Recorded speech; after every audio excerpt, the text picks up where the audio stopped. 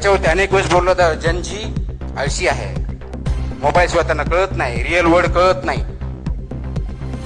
यांना माणूस म्हणून जगण्याची आवश्यकताच वाटत नाही, ते वेगळ्याच विश्वात राहतात, अशा प्रकारचं क्रिटिसिझम केलं जातं आणि ते मला वाटतं योग्य नाही.